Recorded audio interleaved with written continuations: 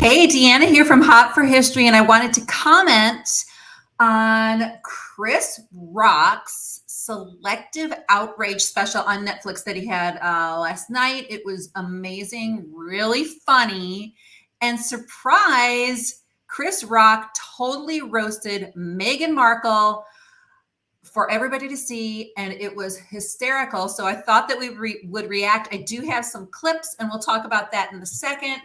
But it was classic. And the thing is that Chris was on the road, obviously, like throughout the summer recording this. And on the wake of his Oscar slap, which was almost exactly a year ago, like next week are the Oscars, I believe. And Netflix brilliantly released this 1 week before the Oscars. And he basically had his opportunity to also discuss his thoughts on Will Smith. It was brilliant, but we're going to talk a little bit about Meghan Markle mainly. So this is, and I'm going to show you a clip in a second. I want to get your opinion on what you think if you saw it. So Chris Rock, he joked about Meghan Markle's accusations about racism against the royal family, which was pretty funny. And he hosted his own stand-up special, which is called Selective Outrage, which is a perfect title considering that's the time, those are the times that we're living in. So it gave him an opportunity to sort of highlight people that are out there that are offended, right? And he's saying that we all kind of want attention. Like we're all fighting for attention now. Like we're showing our pictures of our sushi, like online, like the social media thing is outrageous. And we all are vying for attention, but we're all complaining too. And so he highlighted Will Smith, of course, and he went into the Jada Smith thing and he reviewed that. And that was also hilarious. But then, rightfully so, he kind of went into this whole Meghan Markle thing. Selective outrage, yeah, which I think is a really good title considering what he's gone through. So it's said that this is a groundbreaking move, by the way, from Netflix because it was broadcast live.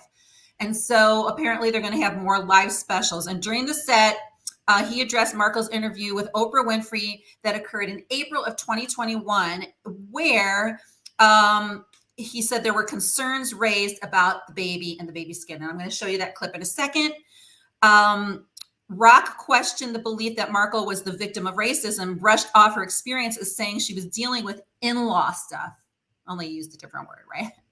So, but it is funny because the royals, there was another part, do have a history in general, with basically owning slaves in the past and basically with their whole entire history going all over the world and having that be one of their trades.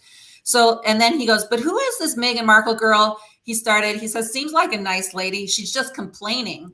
And then he goes, like, didn't she get the light-skinned lottery? And he mocked the claims with Oprah and just saying that, he can't believe that she's going, they're so racist. They're so racist. He says some of that stuff that she went through was actually not racism. It's just in-law stuff, because then he compares being a white girl with a black family versus a black girl with a white family. So he says sometimes it's just some in-law stuff. Once again, the comedian star mocked Markle by repeating her claims that they're not racist. And he says, which was kind of funny, I know her dilemma, black girl trying to be accepted by her white in-laws. Oh, it's hard. It's hard, he says. And obviously you have to watch because his delivery, like, all of us have said some of the things that he's said, but obviously he's a genius and his delivery is so beautiful that, you have to see it because it's more about the delivery than what he's saying, in all honesty, because most of us have said that. And that's his genius, is that he's able to basically reflect and express what we've all either said, but in such a funny way with his timing. So when he says it, we're all like, yeah, and we all laugh, right? So he goes, but it ain't as hard as a white girl trying to be accepted in her black in-laws. He goes, that stuff is really hard. And then this is a funny line. He goes, I know. And he says, listen, if you're black and you wanted to be accepted by your white in-laws, then you need to marry a Kardashian because they accept everybody. So I thought that was really genius. So we're going to look at this, and I'm sorry, but I have to, I'm new to the commentary realm because I do, royal videos and all of that, but I don't often do commentary with live clips. So I'm going to have to just show a little bit here and there and pause. Okay. So we're going to go past this. And I was like, did she hit the light skin lottery? Hit the light skin lottery. So, I mean, he's basically saying, I don't know what you guys think, but he's basically saying something that we've all thought. Royals knew she was, okay, wait, here we go. The Royals knew she was a good thing to happen. They did not appear to go for her. She was perfect for this time. And then she attacked, I'm a New York liberal feminist, and I thought she was out of her, I'm sorry, sweetie, I don't, out of line. So, yeah, I mean, there was so much that we could say about Meghan, and a lot of people, and again, like I don't know what it's like to, to be in her shoes, and none of us really do. But what Chris, I think, is saying is like, why are you going to complain? I mean, because you look amazing, you're beautiful, like you're gorgeous. What's the problem? Why are you complaining? And that's his whole thing, selective outrage. It's like we get so offended by so many things. And he's saying, girl, like, what is the problem? Okay, so let's see a little bit more of what he's saying. And still going off complaining. It was just some in-law. So he's saying, hold on a second. Again, I mentioned this, that on Oprah, when she does the whole Oprah interview, right? She's saying, oh my gosh, it was awful. It's racist. Or at least, and to be clear, Harry was interviewed again just recently. And he goes, I never, ever said, and Meghan never said they were racist. So we didn't say that. That was the media saying it. But we all watched, and we really think that, that was clearly implied. But they're saying he said, no, I didn't say that. But we all believe that that's what he said, right? So, but Chris is saying this is an in-law problem. This is your relationship with them, because it's just going to be a problem anyhow, because it's hard when you come into a family and anyhow with in-laws in general. That's what he's trying to say. I don't know if it's absolutely true. So she has it all and could have helped. Yeah. Okay. So I agree. I feel like everybody was so excited about Meghan.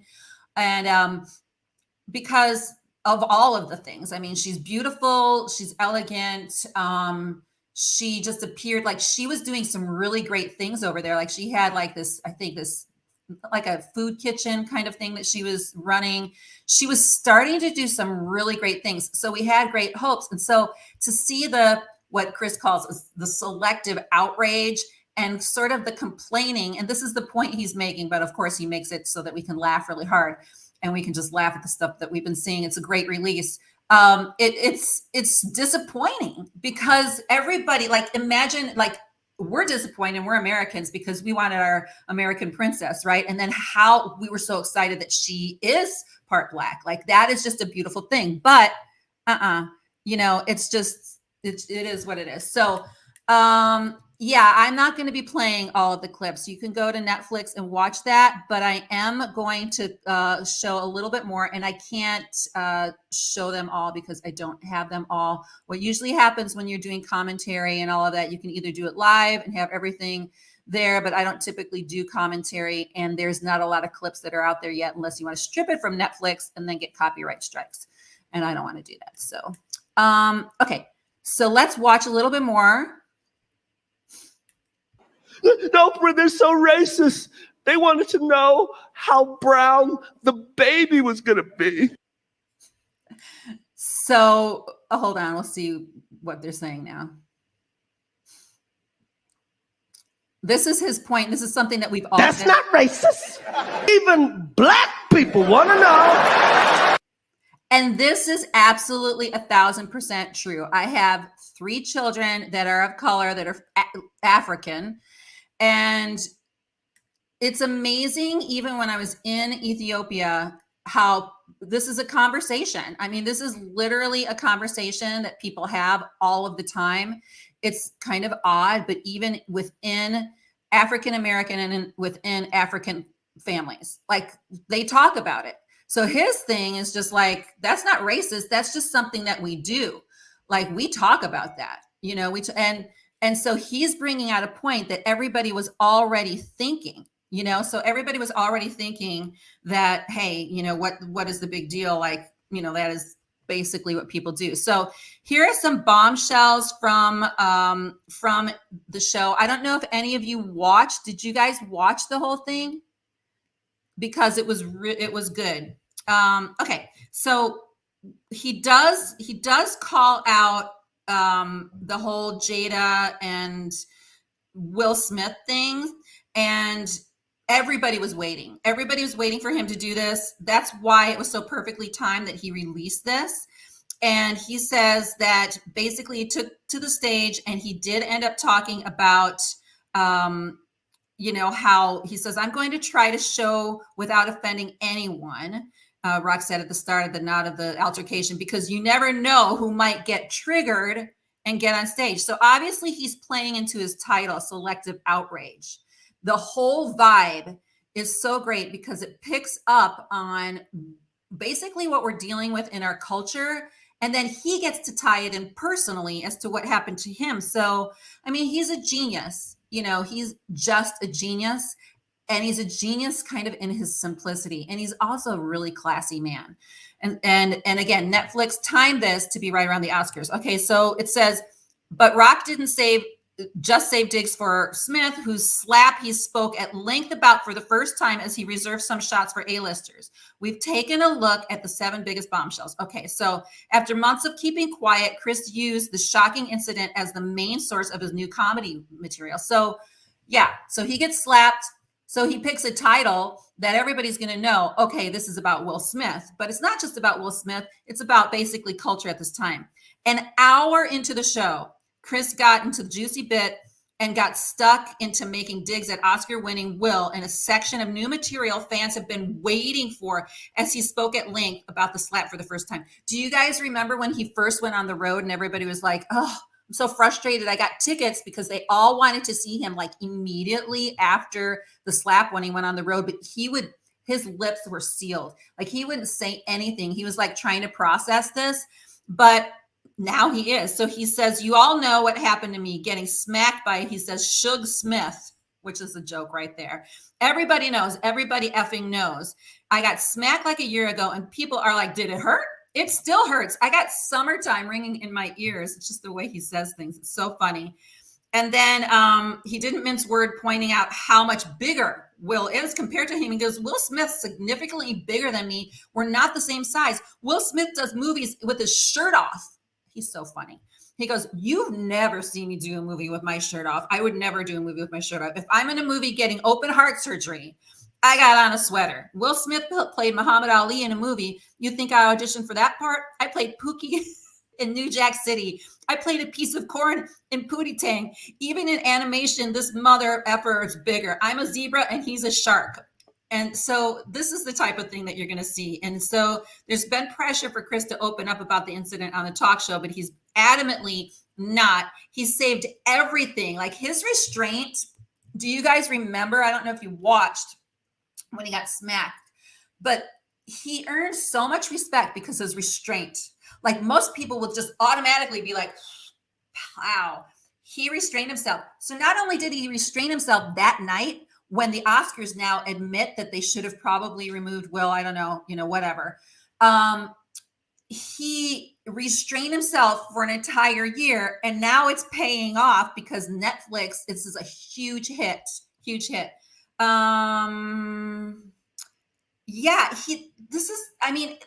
I've always thought that really great athletes, really great artists have this sort of poise and it's just this focus. It's like this deliberate thing, and he has it so beautifully. It's so good. So anyhow, if you haven't seen it, how interesting. We talk mainly here about royal stuff and I'm making this commentary because I find it interesting that this weekend, because last night we were talking about And I was like, the Gabor Mate interview with Harry, and how, like one day we're just sitting here innocently not having to deal with them, and all of a sudden they're everywhere. So we have South Park, right? And then there was a little bit of a lull. And then after South Park, we have, everybody's freaking out because their popularity is down. And then they released this thing about Frogmore, which they knew since January. We spoke about this last night. Then from there, the Gabor Mate thing, right? So now the coronation invitation's out. They have said that they received their invitation, have not said whether they're going to go or not. And now we have Chris Rock talking about Meghan. I think Meghan should take it as a badge of, like kind of like a good thing. They should understand that, hey, they're still in the press. We can't get away from them. It's like they're still there. But Chris Rock, 1,000% delivered in a classy way. And he said everything we've all thought. We've all thought the same thing. And he did it brilliantly. So go watch it, if you can. I think it's still streaming. And, we'll talk to you later about it. But very interesting. I don't know if we're going to get a break. Do you guys think we're going to get a break from the Harry and Meghan stuff? I don't know, but the entertainment stuff is just what we need when we're in the middle of this. Oh my gosh, more info. Oh my goodness, what's going on with them? And some of us, sometimes we think it might be intentional. There is a coronation coming up, right? And we do know about the planting and the leaking, of course, that Harry always talks about.